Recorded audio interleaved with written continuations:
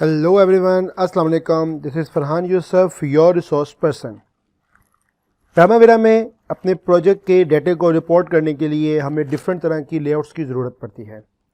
आज के वर्कशॉप में हम देखेंगे कि कैसे प्राइमावेरा P6 के अंदर हम डिफरेंट तरह की लेआउट्स क्रिएट करते हैं और उन्हें कैसे इंपोर्ट या एक्सपोर्ट किया जाता है। तो चलिए स्टार्ट करते हैं।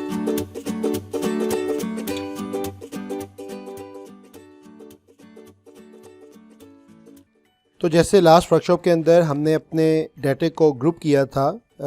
फर्स्ट लेवल का ग्रुपिंग थी हमारी WBS की और सेकंड लेवल की ग्रुपिंग थी हमारी प्रायोरिटी की, जो कि हमने एक कोड, एक्टिविटी कोड जो है हमने लगाया था। एक बार इस ग्रुपिंग को हम दोबारा से रिवर्ट करते हैं और इसको सिर्फ और सिर्फ WBS लेवल पे कर देते हैं। तो मैं प्रायोरिटी का ग्रुप डिलीट कर रहा हूँ और इसको आइडेंट कर देता हूँ जी।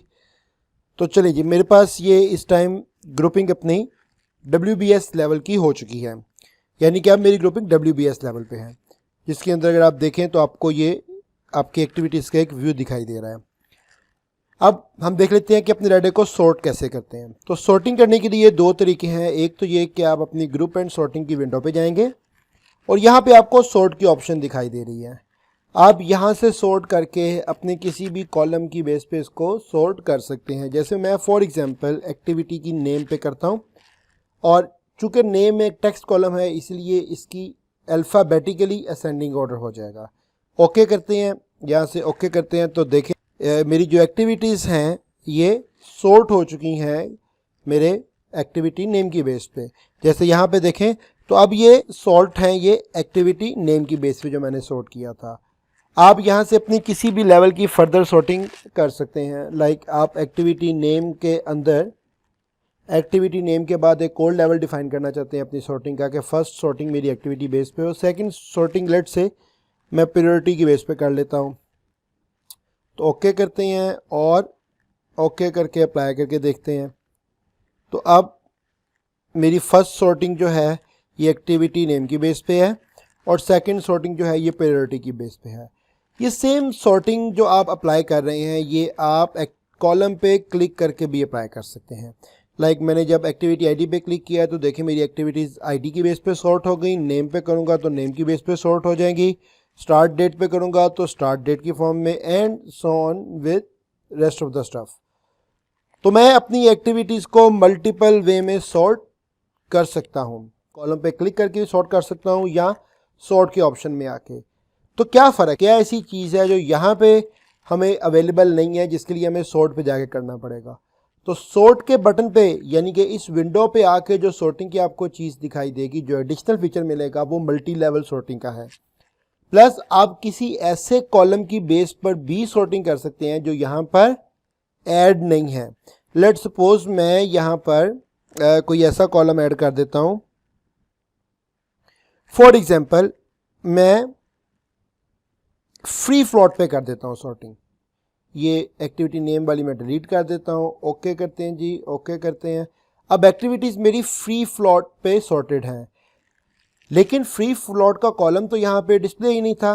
तो अगर किसी ऐसे कॉलम पे आपने सॉर्टिंग करनी है जो कॉलम डिस्प्ले पे नहीं है, डिस्प्ले कॉलम्स में नहीं है, या आपको ऐसी सॉर्टिंग करनी है कि आप मल्टीपल लेयर्स की यानी मल्टीपल लेवल की सॉर्टिंग करना चाह रहे हैं, तो उसके लिए आपको ये सॉर्ट की ऑप्शन में आके यानी कि ग्रुप एंड सॉर्ट की ऑप्शन के अंदर आके सॉर्ट की फीचर यूज़ करना पड़ेगा।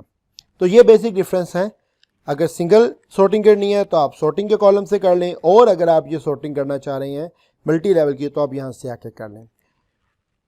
एक और चीज़ जो आज के लेक्चर में हमने डिस्कस करनी है, डेट आर द लेआउट्स। आपको अपने डिफरेंट स्टेक होल्डर्स को डिफरेंट तरह की रिपोर्ट्स जो है वो प्रेजेंट करनी पड़ती हैं। लेट्स से आपका जो प्रोजेक्ट मैनेजर है, आप उसको जब रिपोर्ट सबमिट कर रहे हैं अपनी, तो शायद प्रोजेक्ट मैनेजर का मेन कंसर्न जो है आपकी प्रायोरिटी से है, कैलेंडर से है, फ्लोट से है। लेट्स सपोज कि मेरा एक प्रोजेक्ट मैनेजर को जो मैं रिपोर्ट सबमिट कर रहा हूँ की रिक्वायरमेंट है एक्टिविटी आईडी की, एक्टिविटी नेम की, उसकी स्टार्ट, फिनिश, प्रायोरिटी और टोटल फ्लोट की। उसका लीज कंसर्न है विद एक्टिविटी टाइप और कैलेंडर से। तो मैं पहले तो इनको हाइड करता हूँ जी। तो हाइड करने के लिए जैसे कि हम पहले करते रहे हैं, राइट क्लिक किया, कॉलम्स पे गए और यहाँ से जो कॉलम मुझे नहीं चाहिए उनको मैं हाइड कर देता हूँ।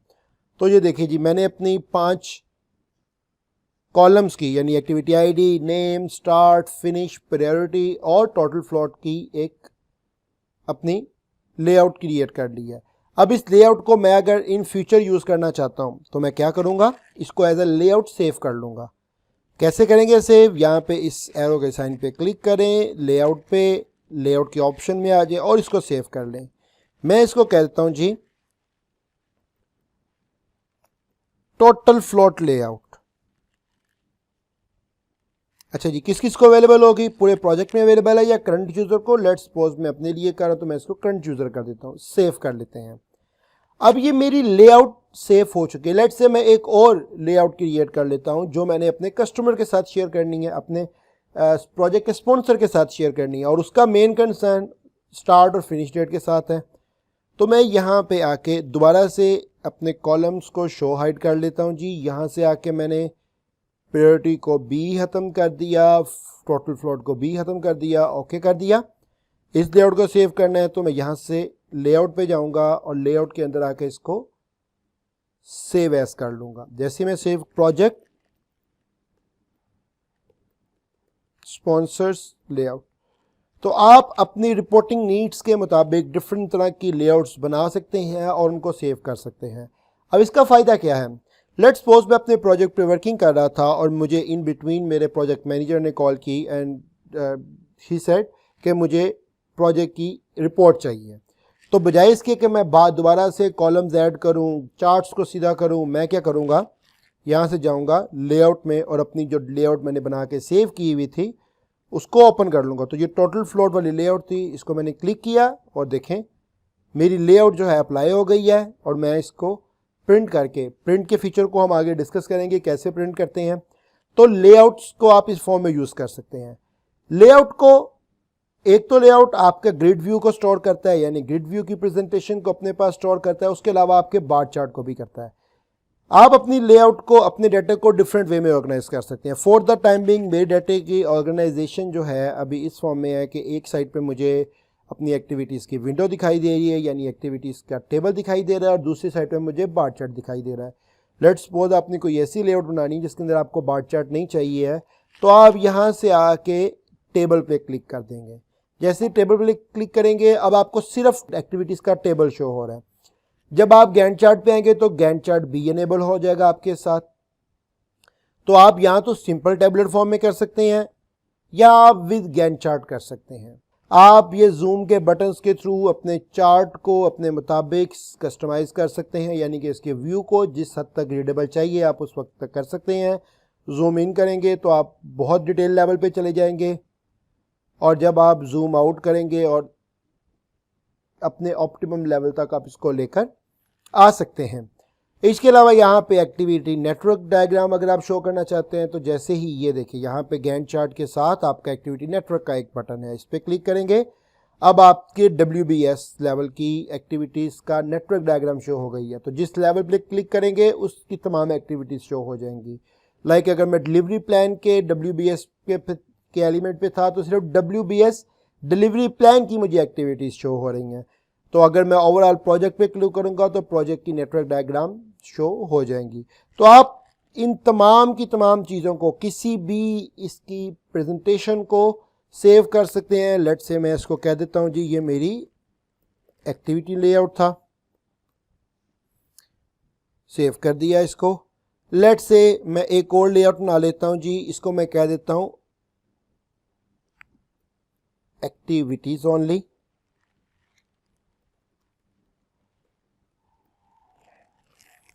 मैं गैंट चार्ट के साथ एक और लेआउट बना लेता हूं। तो आप अपनी मर्जी से जितनी मर्जी लेआउट्स बना सकते हैं। Activities plus Gantt chart save कर देते हैं। तो आप अपनी एक्टिविटीज की लेआउट्स बना के रख लेते हैं एंड देन जब चाहे उसको अप्लाई कर सकते हैं। अप्लाई कैसे करेंगे, लेआउट में जाएं, ओपन पे क्लिक करें, ये आपके पास आ रही हैं जी आपकी अपनी बनाई हुई लेआउट्स। मैंने अभी ये एक्टिविटी लेआउट बनाई थी जिसके अंदर मैंने अपनी नेटवर्क डायग्राम शो की थी। ओपन करूंगा तो देखें मेरे पास मेरी नेटवर्क डायग्राम शो हो गई है। मैं किसी और लेआउट में जाना चाहता हूँ, सेम वे ओपन करूंगा, एक्टिविटी प्लस गैंट चार्ट कर लेता हूँ तो चले मेरी ये अप्लाई हो गई है। अब लेट्स सपोज ये मुझे अपने किसी टीम मेंबर के साथ शेयर करनी है या मुझे आगे अपने किसी भी पर्सन को शेयर करनी है, तो मैं अपनी एक्टिविटी लेआउट जो लेआउट आपकी है उसको सिलेक्ट करूंगा।